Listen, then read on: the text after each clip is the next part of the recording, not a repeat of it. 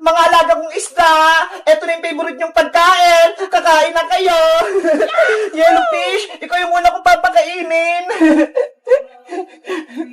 Ikaw naman sunod, redfish. Wow!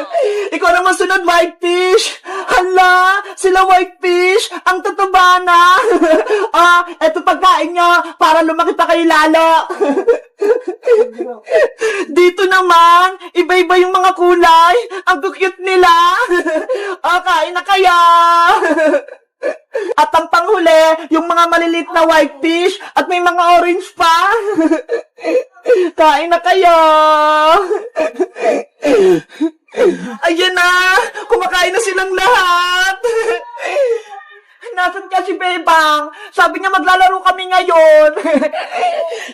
Ang dami ko ng mga isda, iba't ibang mga kulay, tapos meron din silang mga baby. Nakakatuwa naman. Bebang, nandyan ka pala. Ano ginagawa mo dyan? Princess, halika rito. Nagpapakain ako ng mga alaga kong isda.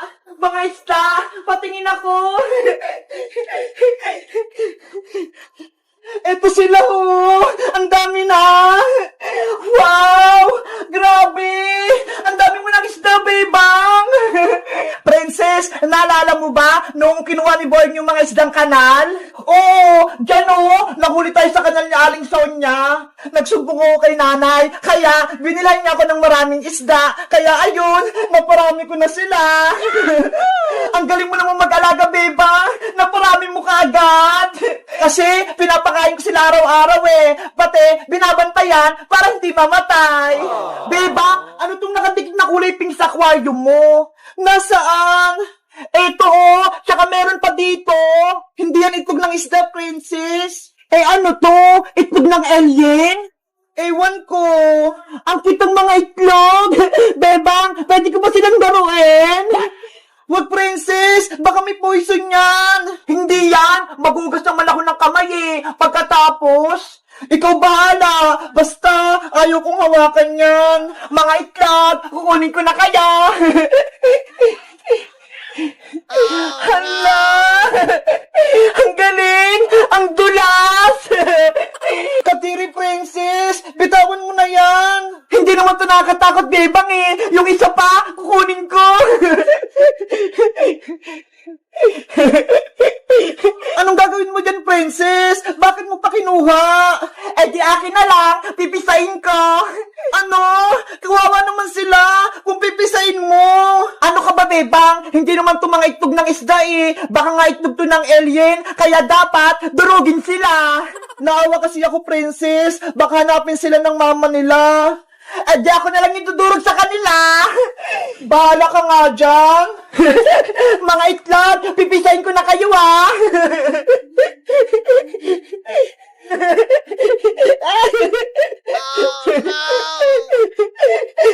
Ayun! Napisa ko na silang lahat! Naku! Busog na yung mga itlog! Bebang! Meron pa dun kukunin ko para may alagaan ako! Papagalitan ka niya, Aling Tiri, Princess. Huwag mo na yung kunin. Akong bahala, Bebang. Itatago ko to. Guys, sa tingin nyo, kaninong itlog tong kulay pink? Nakita ko rin sa aquarium nila, Bebang, Alam nyo ba? Mag-comment lang kayo. Bye-bye! Nyeng! Nyeng! Nyeng! Nyeng! Yahoo! Lumilipad na kami! Nyeng! Nyeng! Nyeng! Big bird! Happy bird! Cutie bird! Kumapit kayong mabuti para hindi kayo mahulog! Hala! Sila, Bebang! Naglalaro! Princess! Pumasok rito sa loob! Maglalaro tayo! Sige! Ano yung nilalaro niyo, Bebang? Kunyari, sumasakay kami sa helicopter, lumilipad kami sa langit. Ang galing! Anong tawag din sa hawak kong umiikot? Ito yung tinatawag na paper pinwheel. Umiikot siya gamit tong electric fan. Tingnan mo ang galing! Wow! Gusto ko din yan, Bebang. Gawin mo ko niyan ng isa. Sige, mabilis lang naman gumawa nito, Princess Yay! Gagawa si Bebang ng ikot-ikot! Big Bird, Cutie Bird, Happy Bird, dito lang muna kayo ha. Gagawa lang ako ng paper pinwheel ni Princess. Ang cute-cute ng mga to. Princess, anong gusto mong kulay na ikot-ikot mo? Kulay blue o kulay red? Gusto ko yung kulay red, bebang. Okay. Ganito lang yung gagawin, Princess. Una, gumawa ka ng square, pero dapat makapal na papel yung gagawin mo para umikot. Ganun ba? Tapos, tupin lang yung papel sa gitna, tulad nito.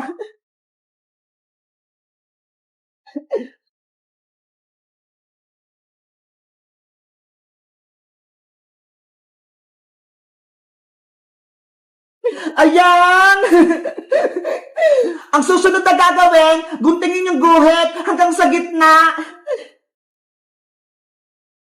Mag-ingat ka sa paggamit ng gunting, bebang ha, para hindi ka masugat.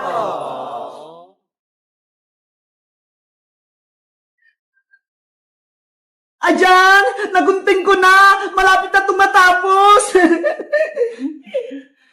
Tutupin ko na lang to para makagawa ko ng LC.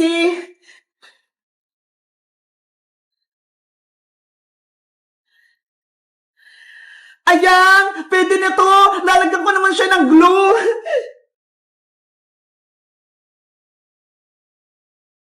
Yahoo!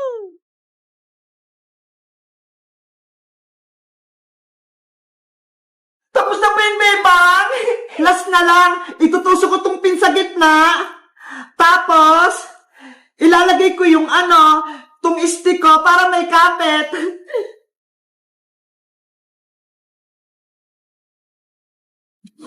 Ayan, Princess! Tapos na itong ikot-ikot mo!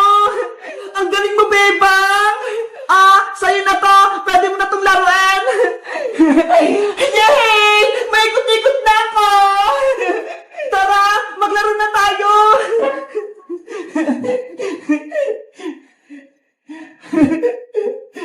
Hala! Ang galing!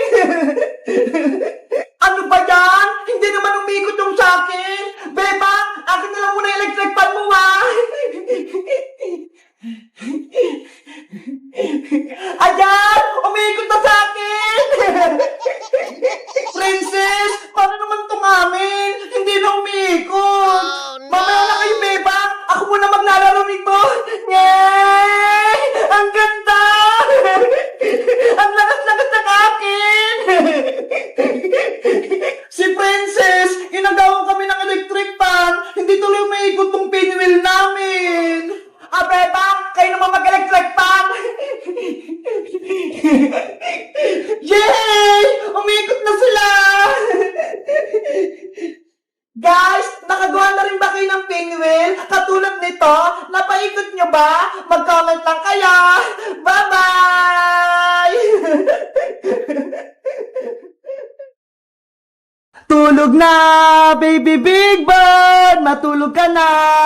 La la la la la la la la.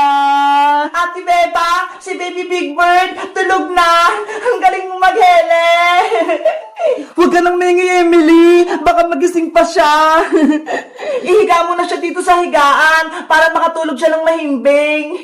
Baby big bird, matulog ka na ng mahimbing, ah. Wow! Ang cute-cute ni Baby Big Bird matulog. Katabi niya yung mama niya. Yahoo! Emily, ano kayang magandang pangalan sa anak ni Big Bird? Wala pa kasi akong naisip eh. Alam ko na, Ate Bebang, dahil ang cute-cute ni Baby Big Bird, ang ipapangalan natin sa kanya ay Cutie Bird. Cutie Bird? Ang ganda ng pangalan. Ang galing mo, Emily. Cutie Bird, Cutie Bird. Ang cute-cute mo. Nako, umiiyak si Cutie Bird. Nagising siya. Na na na na na na na na na. Ayaw pa rin yung tumigil. Ate Bebang, baka nagugutom naman si Cutie Bird. Baka gusto niyang uminom ng gatas. Oo nga, no. Sige, titimplan ko muna siya ng gatas. Ikaw muna magheli sa kanya, Emily. Cutie bird, huwag ka nang umiyak. Magtitimpla lang ng gatas si Ate Bebang. La la la. Ang hirap pala mag-alaga ng baby. Kailangan pang magtimpla ng gatas. Ano kaya yung una ko ilalagay dito sa bote? Gatas ba o tubig? Bahala na nga.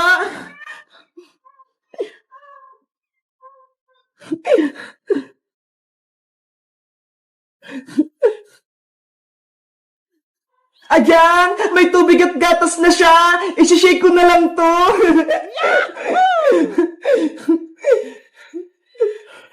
Ate Bebang, si Cutie Bird, ayaw niyang tumigil sa pag-iyak. Andyan ako, Emily. Eto na yung gatas niya. Akin na si Cutie Bird. Eto po. Cutie Bird, eto na yung gatas mo. Ayan, tumigil na siya sa pag-iyak.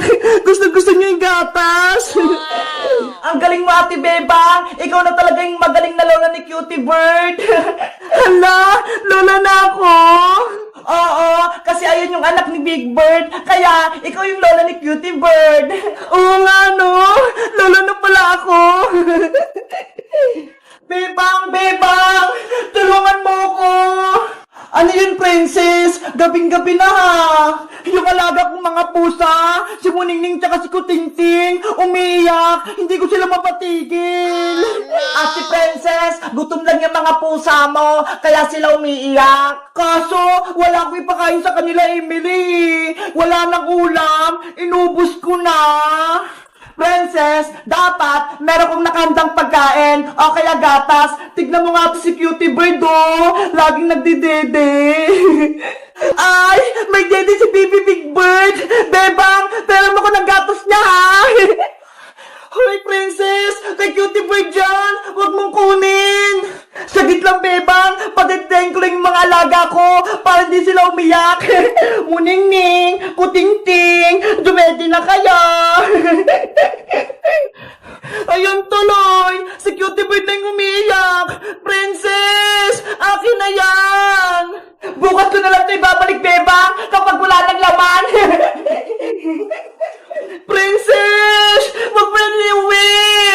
Bye-bye, Bebang. Hihiramin ko muna to. Oh no! Pasaway talaga si Princess. Pinaiyak na si Cutie Bird ko. Ano ba yung sa Ate Princess? Nag-aalaga siya ng pusa, tapos wala siyang ipapakain.